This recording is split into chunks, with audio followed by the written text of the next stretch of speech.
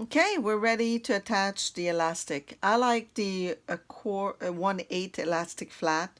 They're more comfortable. They're still pretty resistant. Nobody has complained so far. And the length of this, I usually do it like at least 10.5 inches for women and almost 11 for men, just because you'll see at the end why. So this one, what I do is I put the elastic where is your bending nose here. You put it on the top here at the corner, and then you slide it into the machine in the just in diagonal, like this for the corner. So I don't know if you can see it. The elastic is sitting there. So then you put your foot and where the needle is going to go end up on the first stitch right on the elastic. So that way you don't want to move it. So it's going to go, and then it's going to go over the elastic. And then I use my back stitch and I go over, I let it go, and then it goes over and over. And I do it approximately like 6 times. So once you have done that, your elastic is very secure. There's no way that the elastic is going to go anywhere. And because you did back and forth, it's actually your back stitch. So if you can see right there, it's back and forth. Usually I clip the rest of the elastic because you don't want the elastic. So you do the same thing on the other side. So again, you put your elastic right in the corner and you're going to sew like this. So I put the elastic under the foot, make sure it's going to go right on the elastic, and then use my back stitch and go over 2, 3, 4, 5, 6. And here you go. So I cut the little string and then snip, the end of the elastic. So that way your elastic is secure. So if you have received one of my masks, you'll see that the nose and the elastic are attached this way. So now what I do is I loop the elastic like this. And then I'm going to make a loop over here with the machine to secure the elastic, for being able to adjust it.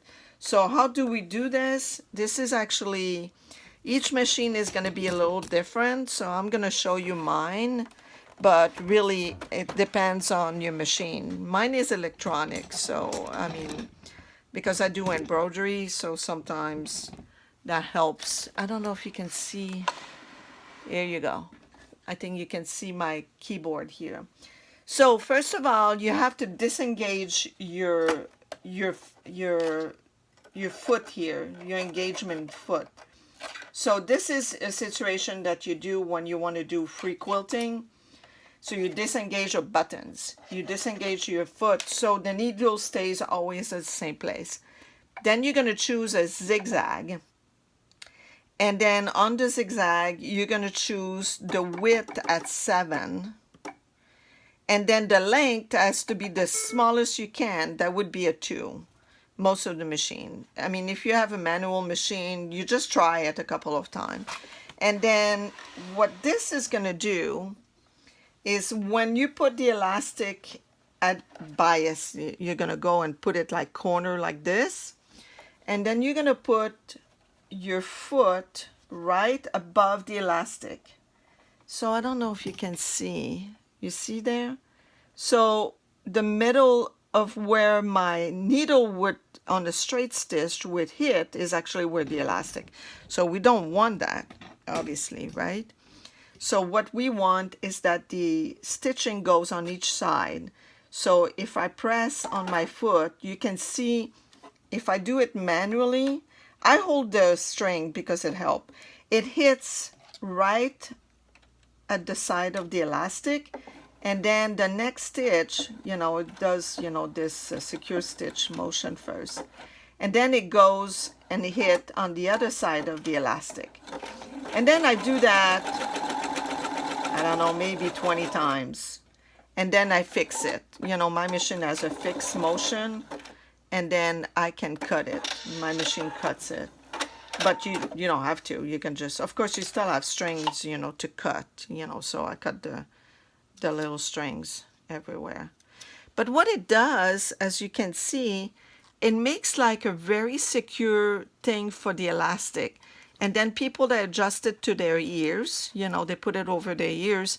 Once they're done, you know, adjusting it, they just make a knot of the elastic right here like this to secure the elastic where they want to keep their adjustment.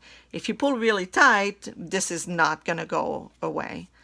And then you can adjust it, you know, differently. You know, sometimes people use these headbands, you know, with the buttons. The nurse do that, or they have those devices now that you can put behind your ear. So, and we're gonna do the same thing with the other one. So again, you bend, you roll your elastic like this, and then you put it in that corner right here, and then you go under the machine, and you make sure that by pressing down, you know, your elastic is in the middle, right smack in the middle. And then your needle's going from one side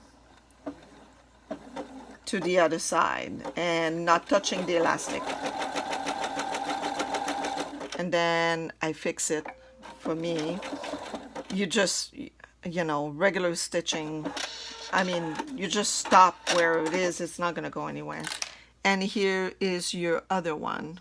It's a little bit on the edge there. I should have been more careful to put it a little bit more like here.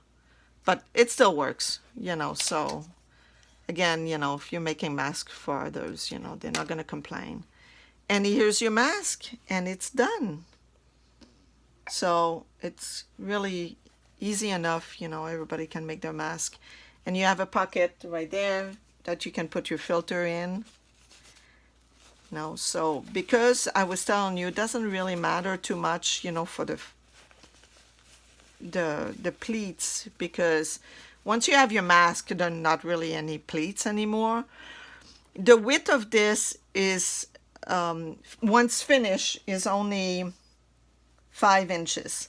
So people that talks a lot, like journalists, they like it wider because when they talk, the mask, you know, doesn't ride down or doesn't go up. But really honestly, with these nose bending, you know, you adjust it to your face, you know, and it works really good. And that's how you make a mask. So I'm just going to share that video with some friends. If you have any question, you can just text me. Thank you. Bye-bye.